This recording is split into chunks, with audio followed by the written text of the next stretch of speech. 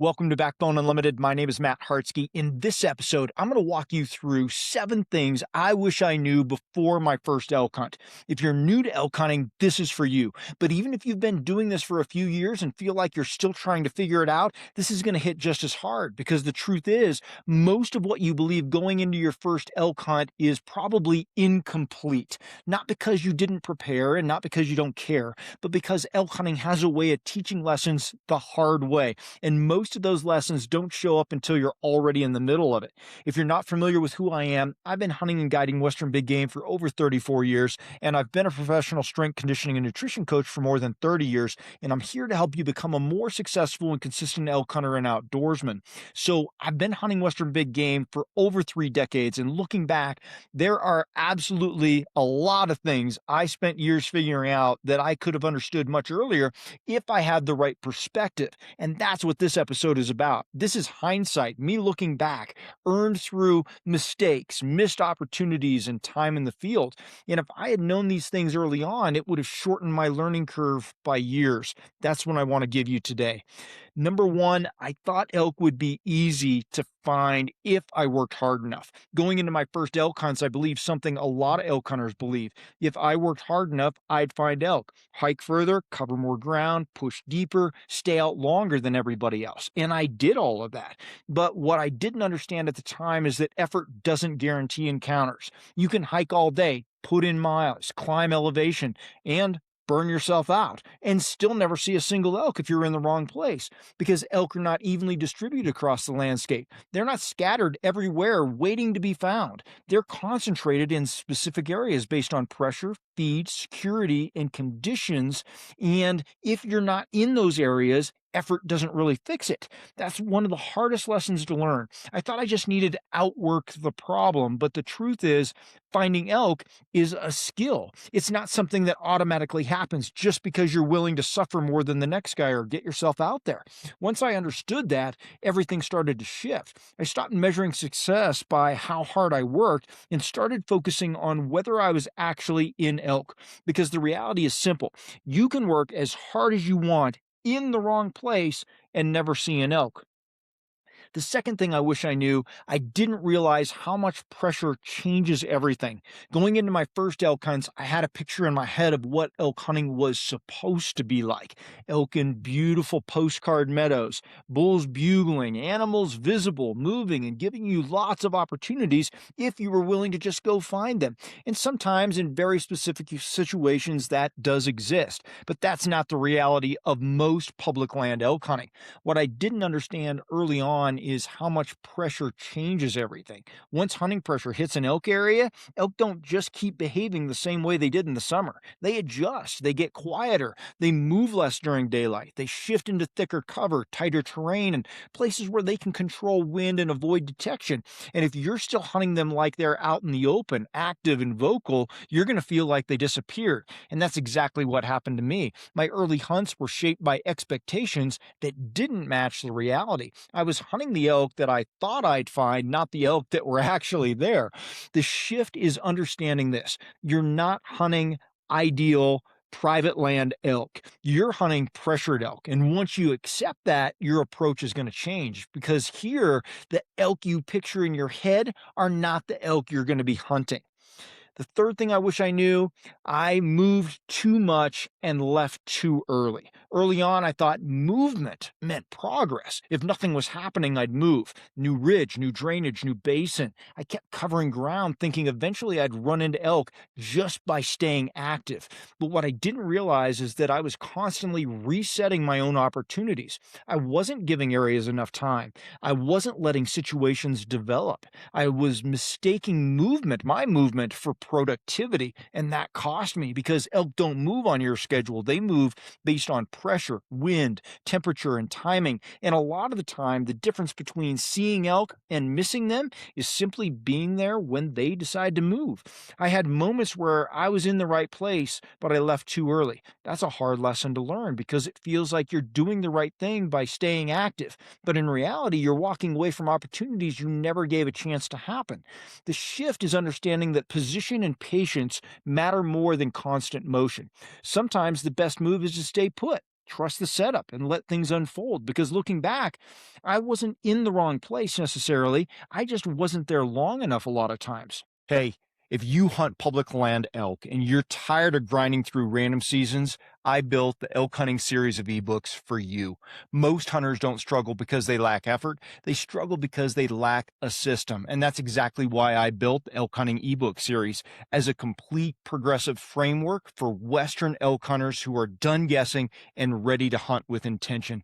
Volume 1 is going to be Foundations in Reality. I reset your mindset and expose the assumptions that quietly wreck seasons.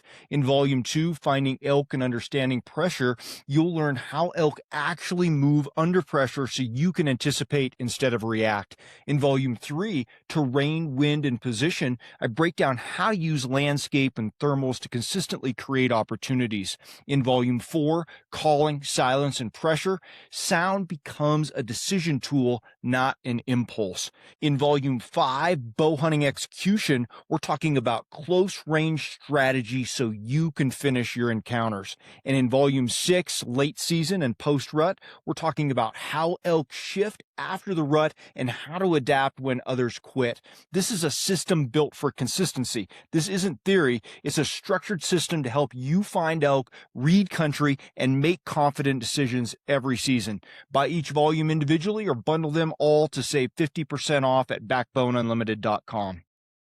The fourth thing I wish I knew, I didn't understand how critical wind really is. Early on, I thought I understood wind.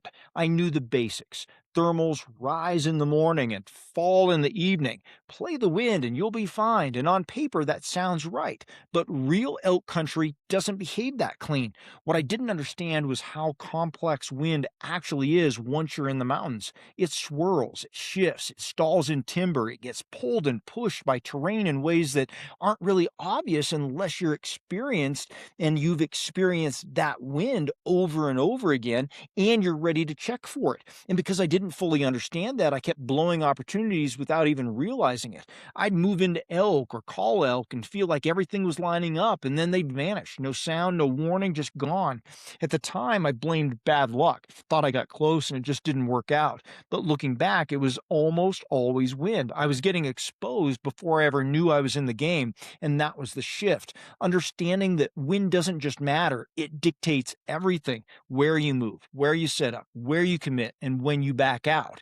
Because the truth is, most of my early failures weren't bad luck, they were just bad wind. The fifth thing I wish I knew, I focused on tactics before I understood elk and understood elk behavior. And this might be the most important one here, right?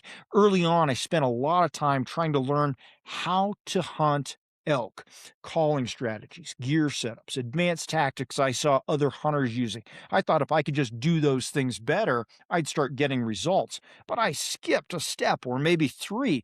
I was trying to apply tactics without really understanding what elk were doing in the first place. And that's why nothing seemed to work consistently, because tactics only work when they match the situation. And if you don't understand elk behavior, how they move, how they respond to pressure, how they use terrain and wind, you don't know when or why to use those tactics. So you end up forcing things, maybe calling when elk aren't in a position to respond, or moving when you should be set up, or relying on gear instead of good decisions. It feels like you're doing the right things, but the outcome doesn't match the effort.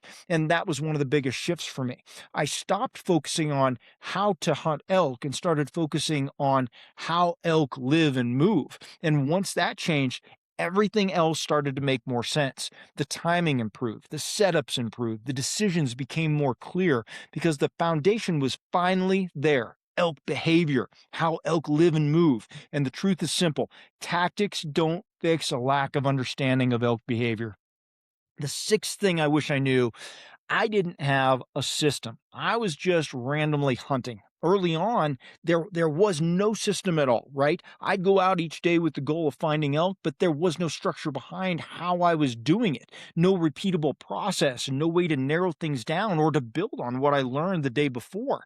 So every day felt like starting over. If something didn't happen, I'd move. If I saw a sign, I'd follow it. If I heard something, I'd react. But there was no real progression, no pattern recognition, and no refinement of what I was doing, what worked and what didn't. It was just effort. And when you hunt like that, results feel random because they are. And that was one of the biggest things holding me back. I wasn't learning faster. I was repeating the same mistakes over and over again, just in different places.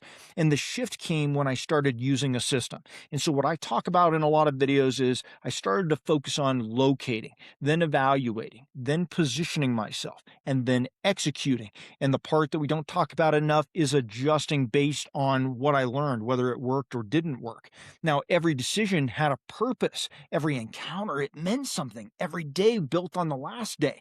Instead of guessing, I was starting to learn finally. And that's what accelerates your progress, because elk hunting isn't just about time in the field, it's about how you use that time. Once I had structure, everything started to move forward because I wasn't learning faster. I was repeating the same mistakes, and that eliminated that problem. The seventh thing I wish I knew, I wasn't prepared for how hard the final moment is. I thought the hard part was going to be finding elk or, getting into position, right? Just covering a lot of ground and locating animals. That all felt like a big enough challenge, right? But what I didn't understand is that the hardest part comes in the final moments. The moment when everything finally comes together, when a bull's close, when you're in position, when the opportunity is finally right, and everything changes. Adrenaline hits, your heart rate spikes. This happened to me the very first time that I drew on an elk. I had my pack on too tight, and I couldn't, between adrenaline and my pack being on tight, I couldn't get my bow drawn, right? And I had to eventually take the pack off, and then I got my bow drawn, and the elk were still there, and then I missed. And that was my first experience, right? Actually in the moment. And I'd killed tons of animals and a bunch of elk with a rifle up to that point, but it all changed in that close encounter adrenaline moment because your focus narrows and your decisions that felt simple before suddenly feel rushed or unclear or overwhelming. And that's where things fall apart. You move too fast. You second guess your setups. You rush a shot or hesitate just long enough to lose the opportunity. And elk don't give you that many chances. And that was one of the biggest lessons I had to learn. Finding elk is only part of the process. Being able to stay calm, think clearly, and execute under pressure is what actually finishes the hunt. And that takes practice. That takes control. It takes experience, and it takes learning how to slow things down when everything in you wants to speed up. Because at the end, finding elk is only half the battle. Handling the moment is everything. And these are all lessons that took me years to learn, not because the information wasn't out there, but because it takes time in the field, especially when you're solo and you're not trying to learn from anybody. There's tons of mistakes, tons of missed opportunities, and that's where most of my videos come from. Yeah, I've had some success over the years, but I've had a ton of failures, right? And those were all missed opportunities to really understand what matters and what doesn't. And that's the goal of this episode, to shorten your learning curve so you don't have to go through that same suffering that I did. Now, if you're new to elk hunting, this gives you a foundation most guys don't have early on.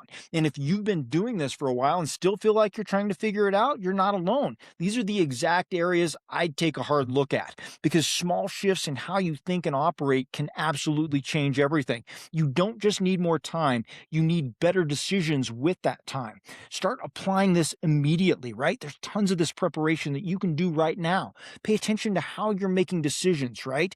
Because the sooner you understand these lessons, the sooner your results are going to change. If you want to go deeper into elk movement, pressure patterns, terrain positioning, and structured decision making, that's exactly why I built the elk hunting series of ebooks. It's a progressive system designed to help you understand how elk actually use country and how to position yourself accordingly. I have a link to those ebooks in the description. If you want hands-on application and real-time breakdowns, we have an in-person Elk Camp 2026 that is built around this same philosophy: structure, preparation, and execution in real terrain. 90% of Elk Camp is going to be running you through scenarios. You can check out Elk Camp at backboneunlimited.com. And if you want ongoing access to the Team Backbone community, classroom, my full digital vault of elk resources, private discussions, and direct communication to me for planning, you can join Team Backbone at backboneunlimited.com underneath our membership tab. Everything we talk about here is connected. Preparation is not just a single video, it's a system. Thanks for being here. Until next time, train harder, hunt smarter, and never settle.